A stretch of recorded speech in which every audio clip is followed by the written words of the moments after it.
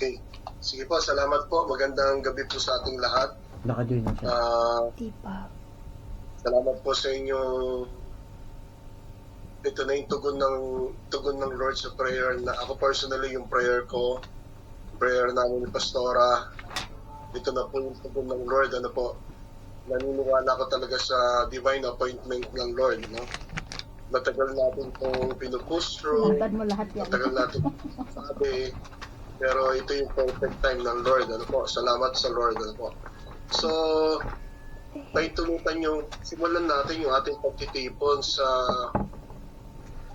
pag-aaralan natin matatagpuan sa Joshua chapter 1 verse 16 to 18. Before natin pag-aralan yung the power of written ghosts. Ano po? Pero lang po kung gusto mga share sa inyo na mga qualities of a dynamic team.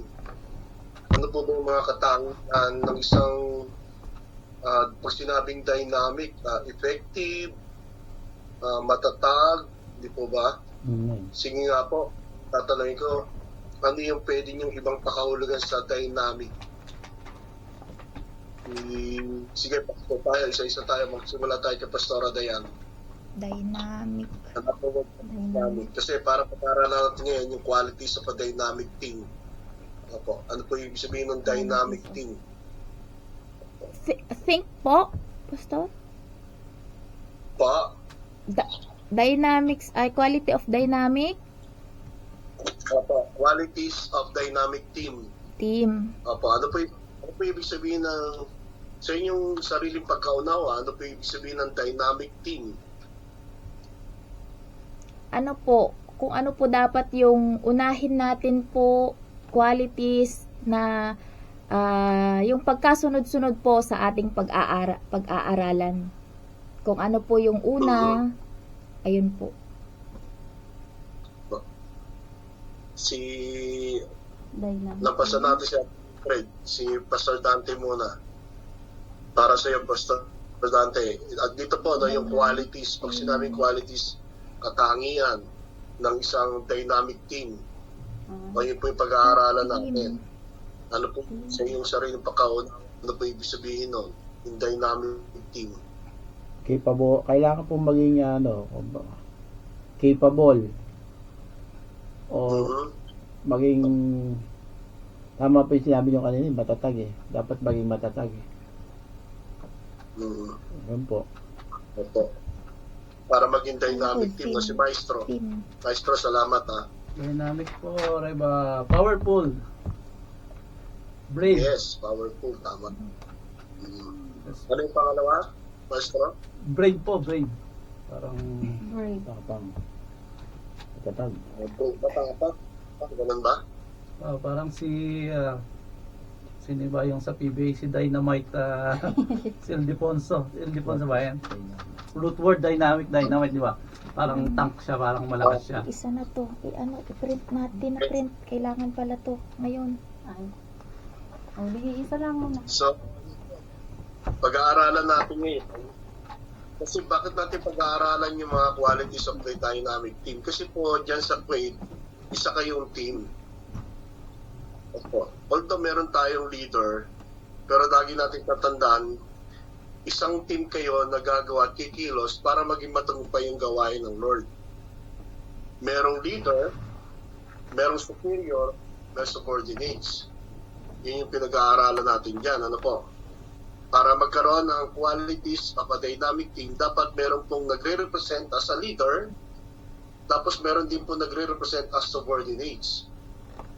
Sa Joshua chapter 1, makikita natin to. Sino ba yung mga taong ito? Sino yung tinutukoy na superior during that time? That's mga subordinates. Kung sabi ko po, nagbilin po ako sa GC, pakibasa po natin yung Joshua chapter 1, yung whole chapter. Sino po nakabasa? Nakapagbasa? Ng buong chapter 1. Amen po. Opo.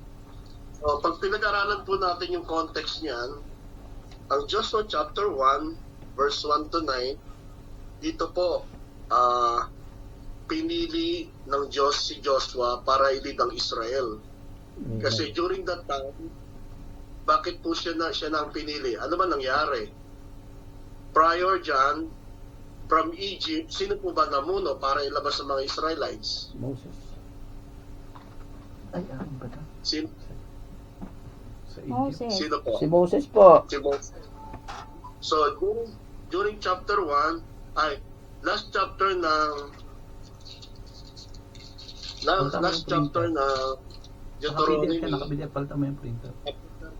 chapter 34, ano sinabi? Namatay na si Moses, tama po ba? Sa Pag pinag-aralan niyo, sa kaya ng chapter 1 ng Joshua, kinausap ng Lord si Joshua para ano po, pag inaaral lang po natin yung background. Sa chapter 1 verses printer niya 1 to naka-PDF, 9, hindi siya mag-print.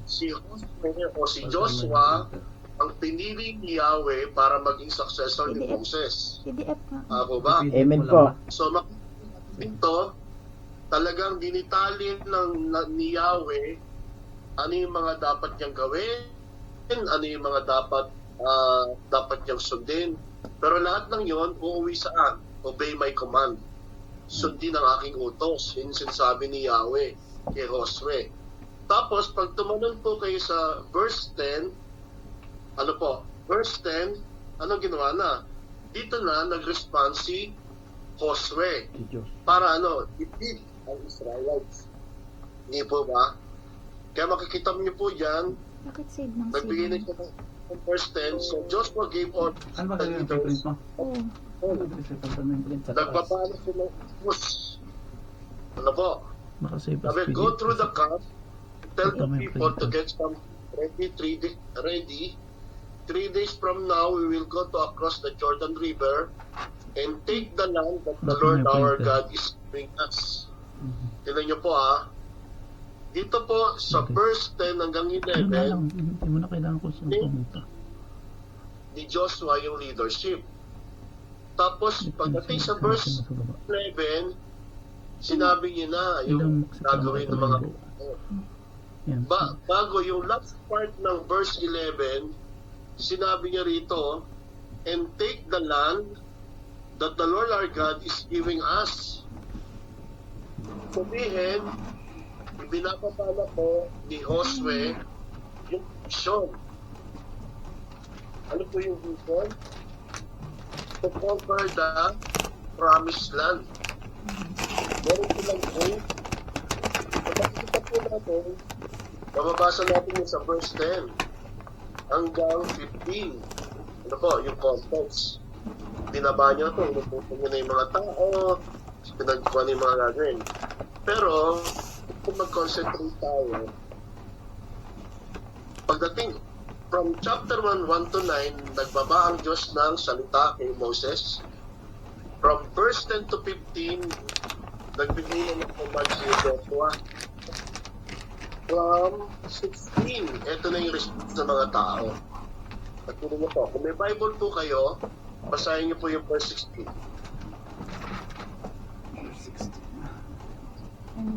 Sige po. And they answered Joshua, saying, We will do all that you command us, and we will go wherever you send us. Sige po, tuloy-tuloy lang. At Just as we listened to Moses in all things, so we will listen to you. Only may the Lord your God be with you as he was with Moses. Verse 18, Whoever rebels against your command and will not listen to your words in all that you command him, he shall be put to death. Only be strong and courageous. Amen. Pag makita po natin yung kwento, sinabi na ni Josue from verse 10 to 15, yung utos na na-receive niya kay Yahweh. Ngayon, sumagot yung mga tao from verse 16 to 18. Nakita natin, meron siyang 5 qualities of a dynamic team na makikita natin dito. Number 1, pag tinignan niyo yung verse 16, anong sabi niya? Then the people answered Joshua. Opo. Sundan niyo po yung context para maintindihan mo. From verse 10 to 15, sinabi niya yung mga gagawin. From verse 16, sabi niya, then the people answered Joshua. Ano sinagot? We will do whatever you command us to do. Anong katangian ang ipinakita rito ng mga subordinates? It represent the Israelites. Sabi niya ganoon, we will do whatever you command us to do. Anong katangian yon? Bilang leader nila si Josue, binaba ni Josue yung command ng Lord, command ni Yahweh, ibinaba niya sa mga Israelite, tapos ang sagot ng mga Israelita.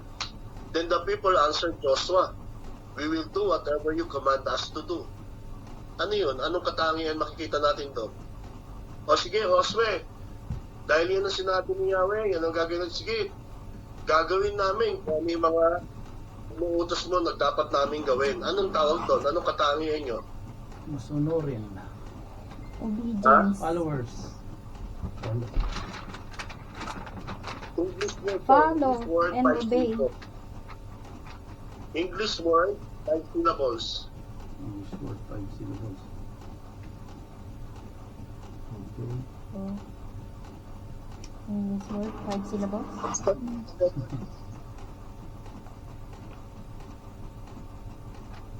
Sabi nga ng mga Israelita, we will do whatever you command us to do. 5 syllables yun. Letter C. Start with letter C. Capable? 5 syllables. Ha? Capable. Capable? Tuloy lang. Ito, 5 syllables na capable. 3 syllables lang yun. Capable. Ito yung capability. Tatlo pala yun. Capability. Capability. Ito, capability, hindi yan ang tinutukoy. Sabi nila we will do whatever you command us to do. Josue, gagawin namin. Sige, gagawin namin kung ano yung gusto mong ipagawa sa amin. Anong ginawa nila? Sinunod. Sirit. Sirit po. Mayroon silang ano? Ano? Communication. Communication. Hindi po. Sabi, i-analyze niyo po yung sinabi. I-analyze niyo po. We will do whatever you command us to do. Sunod siya eh. Oh. Sunod. Maybe.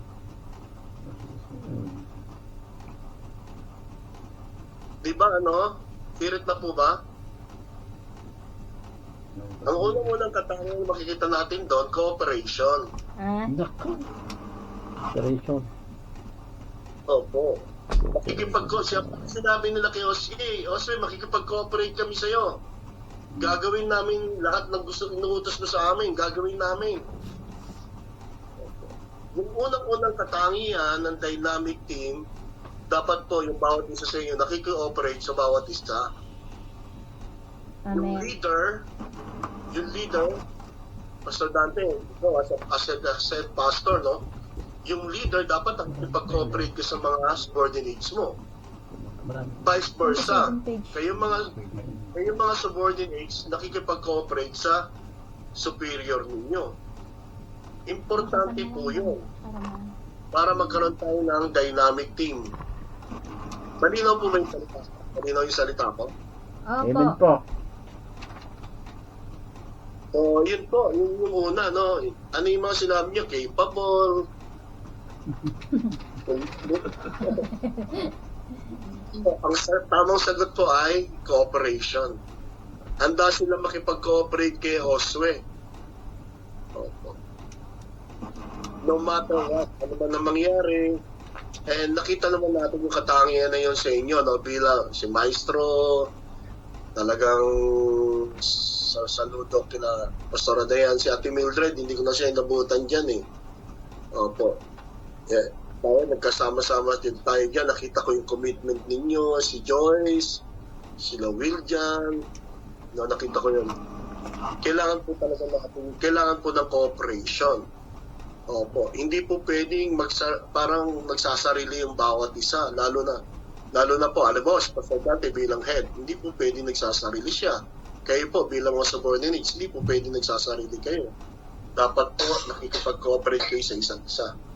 Para meron tayong ma-accomplish na mas malaki, mas malawak.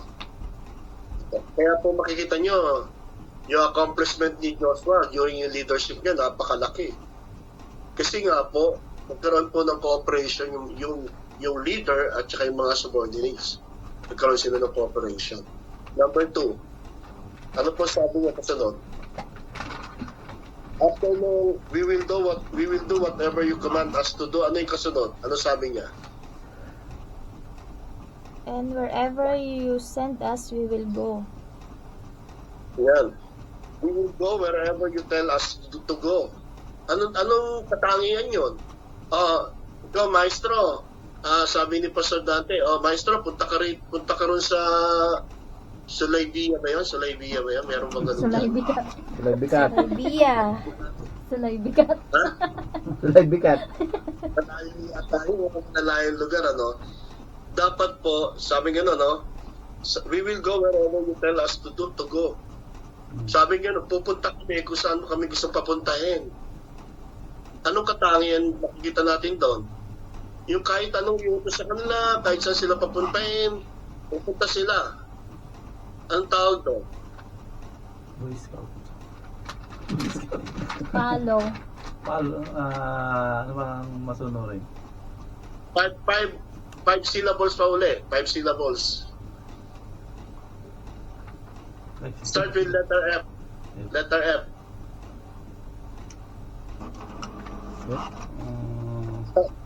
Ilang syllables? 5. 5? 5 daw eh. Diba? Magpapumula daw sa letter F. F? Yan. Magtatapos sa Y.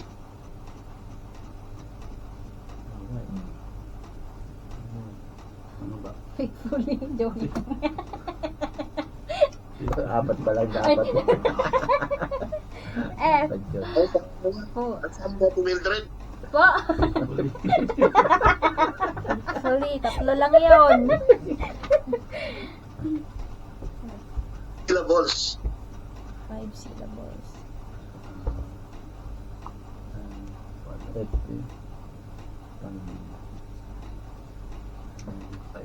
Ano?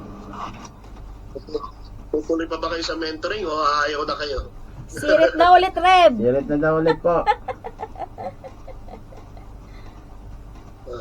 Number 2, sabi nga nung we will go wherever you tell us to go. Yung kanilang flexibility. Flexibility. Malalim kasi yung... Flexible sila kahit saan sila padala, kahit ano yung pagawa sa kanila. Dapat po, Flexible. maging dynamic. Kahit saan. Flexible po tayo. Nakikita si Maestro, no? Nakikita ko, pag walang nagigita, pag walang nagigita, pag walang magigitara, siya magigitara, pwede siya mag-keyboard, pwede siya mag-bass. Team Miller, ganun din. So, kayo lahat, si Pastora, yung flexibility natin. Si Pastor Dante, nagpipreach, saka dancer. Diba? Flexible. Kung sa dancer si Pastor Dante, beatbox. Nagbi-beatbox pa, no? Ang punto nito, mga kapatid, para tayo maging dynamic team, dapat flexible tayo. Opo. Kahit saan tayo ilagay ng Lord, kahit anong ipagawa sa atin ng Lord, flexible tayo. Ano mo, pinapunta tayo ng Lord, nililid ka ng Lord, ano po, sa team, parang ito magagawa. Yun po yung tangi yan. Ano po yung una? Cooperation. Verse 16a, doon yung makikita yung verse 16a. Number 2, flexibility, verse 16b. Pangatlo po, makikita niyo yan sa 17. Ano po sabi dyan? Yan na daw po. 17? Ano sabi? Opo. 17. Just as we listen to Moses in all things, so we will listen to you. Only may the Lord your God be with you as he was with Moses. Dito po sa akin sa ERV, we will obey whatever you say, just as you obey Moses. Yun po yung sabi niya sa ERV. We only ask that the Lord your God be with you, just as he was with Moses. Dito po sabi, we will obey whatever you ask, you say. Ano po yun? Parang, ano ba, Pastor Dante, may pinagagawa. Ang sagot natin kay Pastor Dante, Pastor Dante, gagawin namin kung anong sabihin mo. Anong tawag doon? Anong katangian yun? English po anong katangian yun? English daw. First letter Reb. English. So, obey you. Letter C. C. Three syllables lang.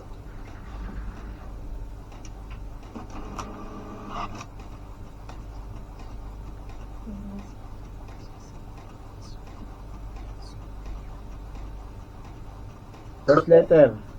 C. Letter C. Pagtatapos siya sa T. B.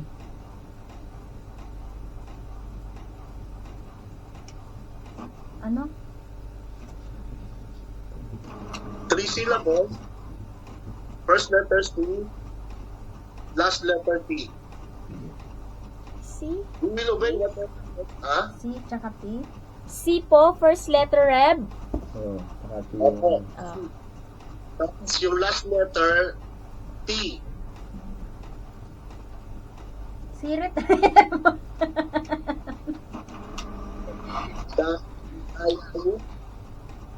Try nyo po. Ano? 3 syllables lang yun. Letter C, first letter, letter T, last letter. Sabi nyo gano'n, no? We will obey whatever you say. At pag sinabi, Lord, pangako ko po sa'yo. Gagawin ko po ang lahat. Oh, after daw Basta nito. sa'yo. Opo. Anong tawag doon? Sayang ng record. Kanina sana po, sabi ko kasi friend na kanina.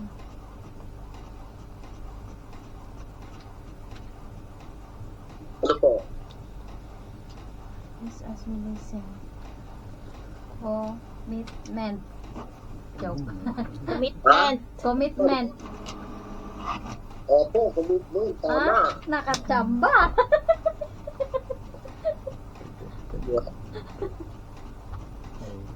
Kasi sabi niya, we will obey whatever you say. Ang tao, hindi niya susunod without commitment.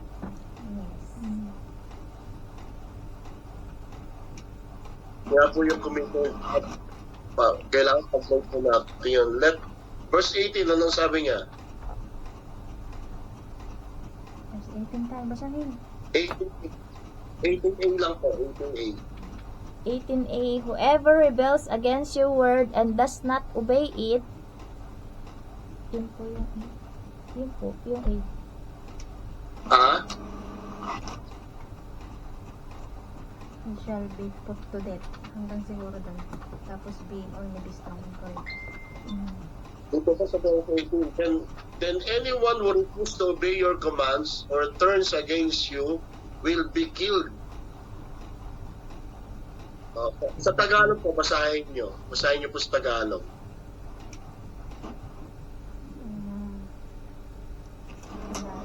Ang sino mang tututol o susuway sa utos mo ay dapat patayin. Ano pinapakita niyan? Nakatangi yan.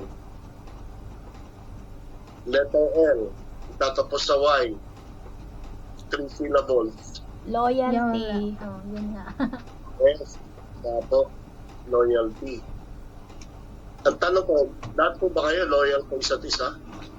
Amen. Amen. Wala pong... No. Wala pong... Ang tawag doon?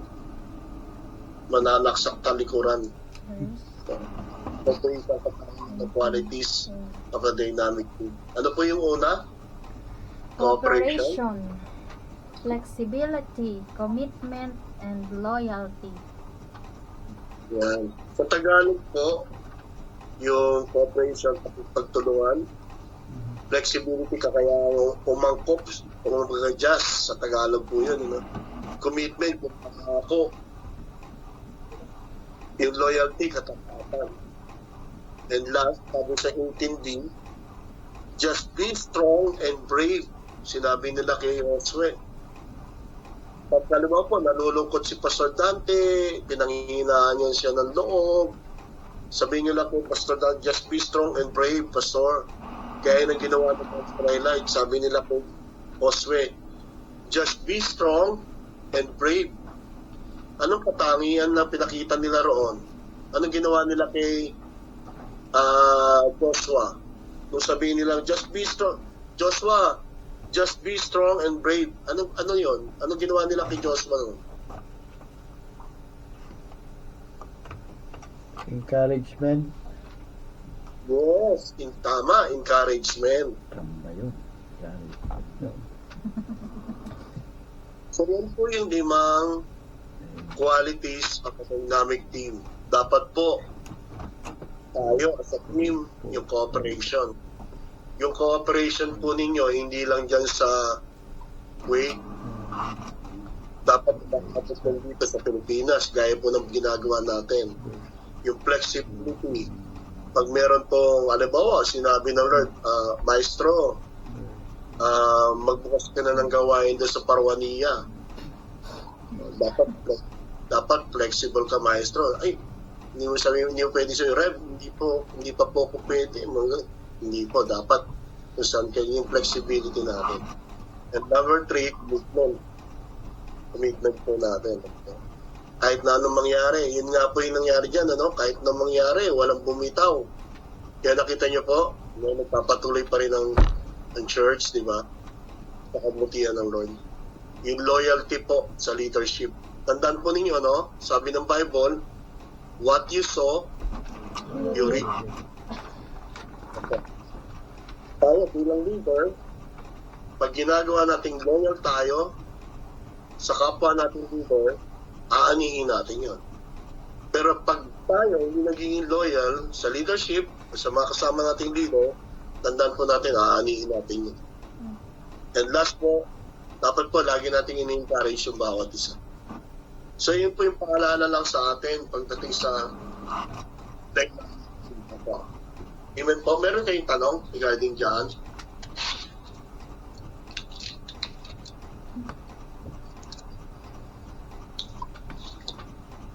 Sige po, evaluate natin yung ating grupo. Ano po sa tingin ninyo? Grade nga po natin yung ating grupo. Kapag sa cooperation, scale 1 to 10, ano po ang grade ng group?